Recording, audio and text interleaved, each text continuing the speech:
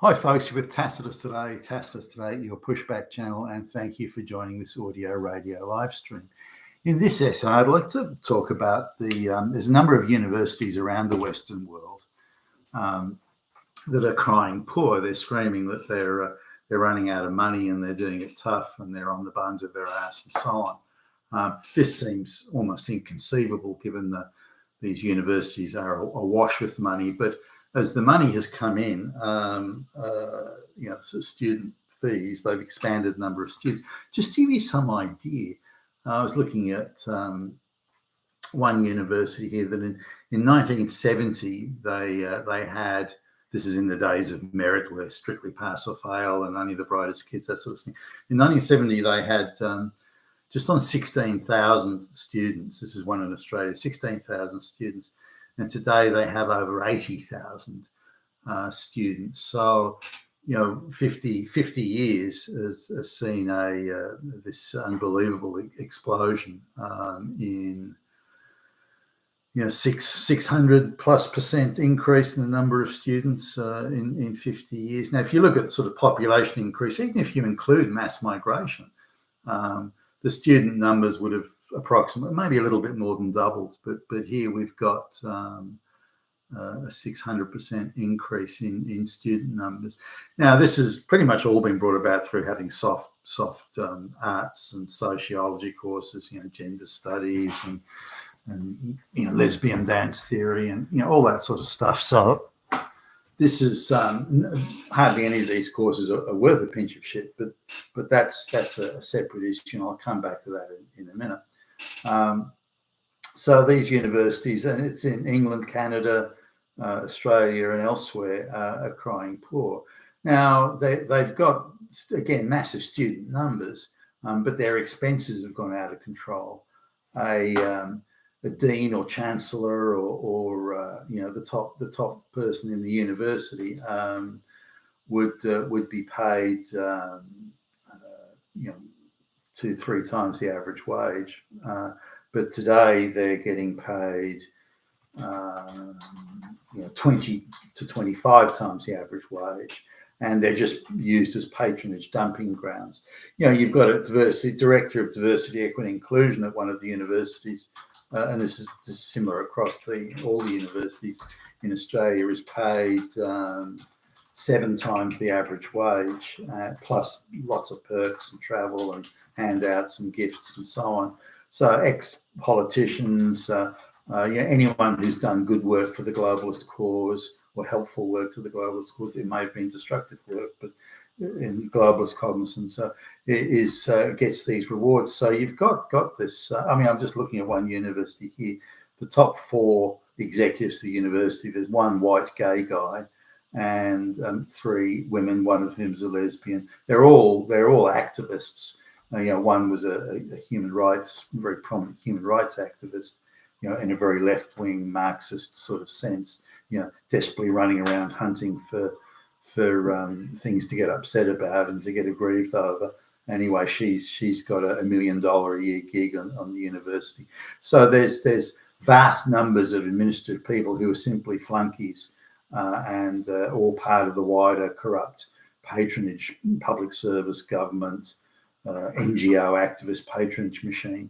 And also a lot of the NGO activist people that are run around organising placard waving gangs and that sort of thing, they're actually on the university payroll, obscure roles, consulting type roles. No one knows what they do exactly, but they're just there as agitators. They're there to spread and push the globalist message. All white people are, all Christians are Nazis, all straight white men are the patriarchy. They're just there to spread propaganda or foment social and cultural and racial and gender division. That's their sole job, but they're being paid by the taxpayer to do that.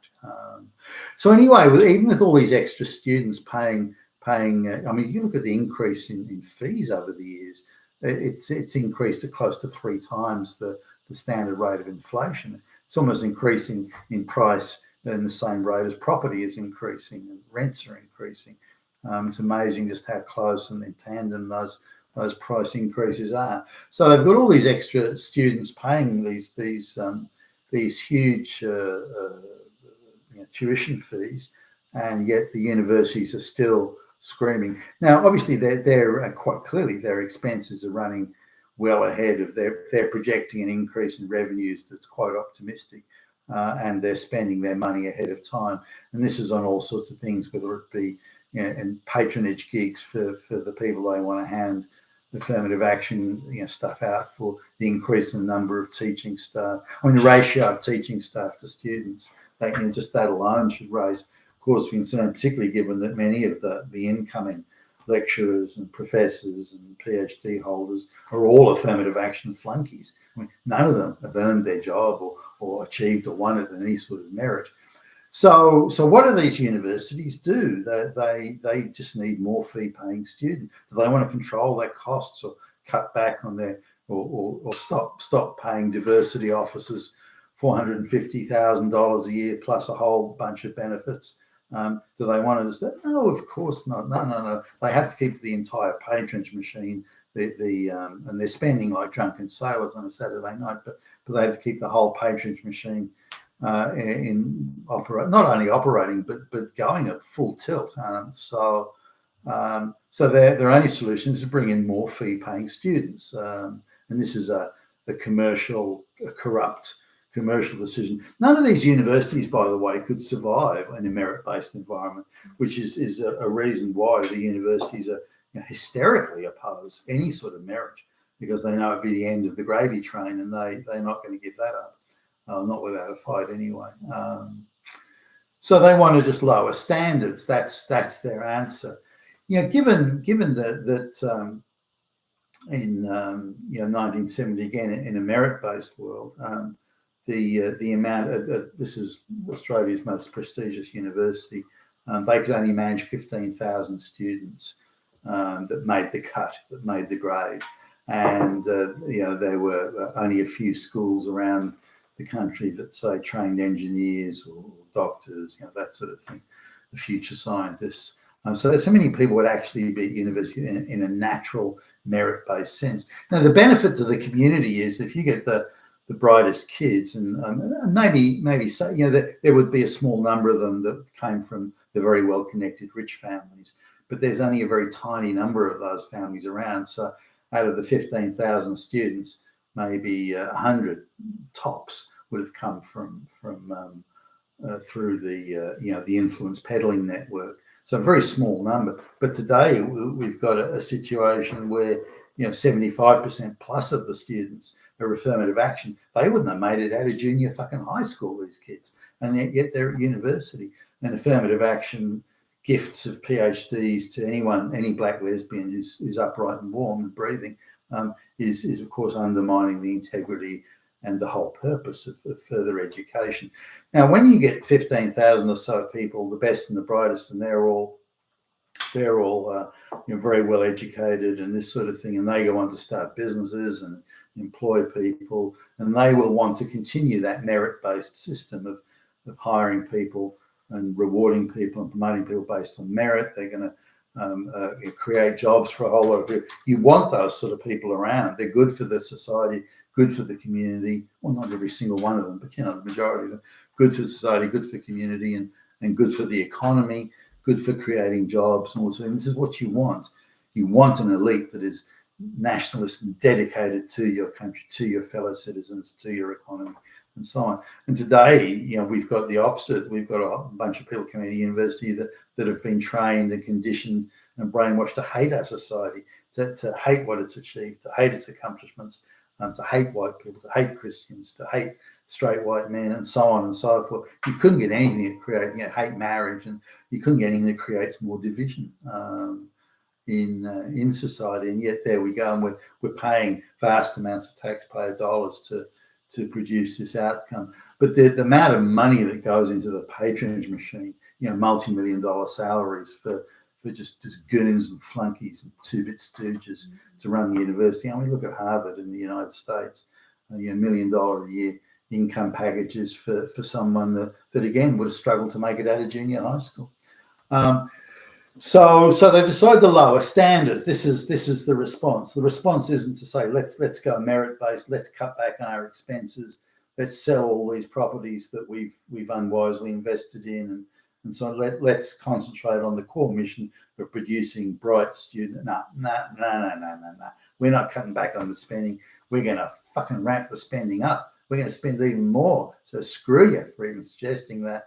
What we're going to do is we're going to lower standards, and also we're going to guarantee PhDs to any brown or black minority person that is prepared to pay for them. It's now, the degree factories in the US where you could pay your $500 and you get this fancy looking degree, and that sort of thing. Those days, I don't know if those things still exist. They were around in when it would have been the 1970s, I suppose. Even later than that, they were around. But what they're going to do is they're going to lower standards, and it's pay for a degree. You pay the money, you get the degree. You pay for the masters, you get the masters. You pay if you're a black and brown minority. If you're a white person, you're straight white male, you're still expected to pass and pay for the privilege. But if you're a brown and black person or any minority, there are some universities that in their to bring in more students, and even going back some ways, it is against university policy to fail any minority student. You just cannot fail. It doesn't matter if you turn up for lectures or not. It doesn't matter if you do your assignments. You will not be failed. Now, to some extent, some foreign students, particularly from corrupt third world countries, that's how business is done in their own countries. You pay the lecturer for the degree. You're not there for an education. You're just there for the prestige that comes with saying, I went to university and I've got a PhD. And I hired, in the days gone by, I hired these Indian programmers with their triple PhDs, and they come from Brahmin, families and everything. And as a matter of prestige, they went out and acquired these degrees. And the main reason for going to university for boys and girls was to meet your future wives and husbands. It was a social club for Brahmins to again, find girls to marry if they hadn't already had a pre-arranged marriage, or to have a social club with people in their own class, and people outside of their class weren't allowed in. So it was an exclusive Brahmin type club. And again, they just corruptly paid the lecturers and the people at the administration at the university to get their degree.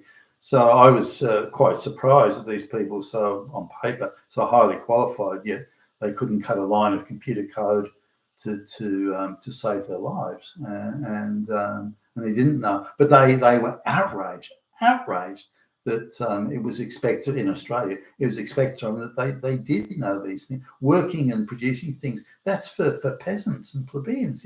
I'm a socially superior, philosophically superior person. I don't have to fucking work, and you can't tell me that I have to work or hold me accountable, you damn fucking peasant. So that was the attitude they came with. So in these corrupt third world countries, they send their children to Western universities, but they come with that attitude. Hey, I'm paying you money for the fucking degree. I don't have to learn anything or know anything. You can't test me. You're a lower social status than me, so you can't test me.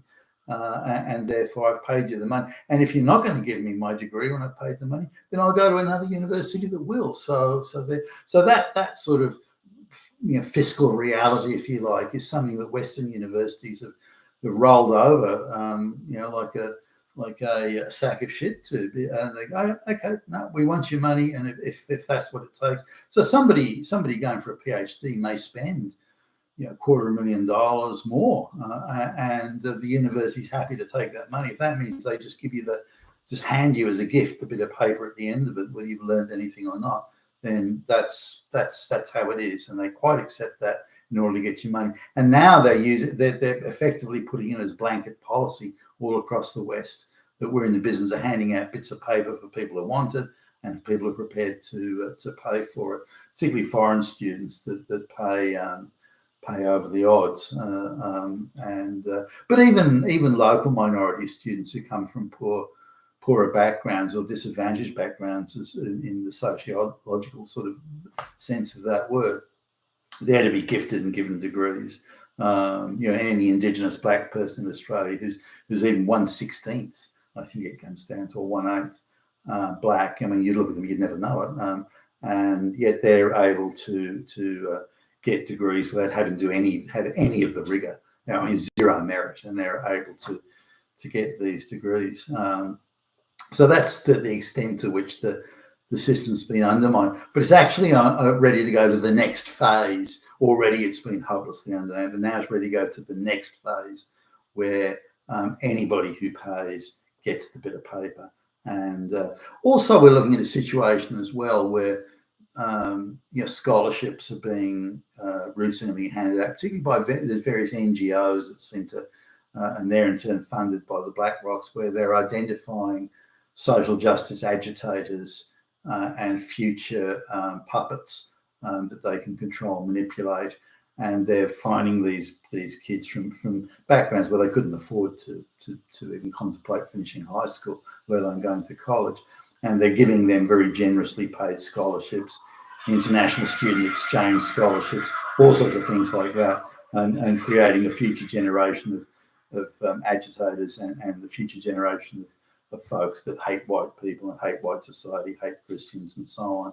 So money's being very strategically and tactically spent in these areas, and again, bringing these people through university on scholarships. The universities in turn are happy to pocket the money from kids who otherwise wouldn't go to or couldn't go or be unable to go to university. So it's a massive round robin of four-cornered sort of bit of corruption where there's so many people invested in it now that nobody wants to give it up. And the only solution is to become yet more corrupt and yet more corrupt again in order to continue this crazy, insane gravy train. You've been with Tacitus today, your Pushback channel, and thank you for listening.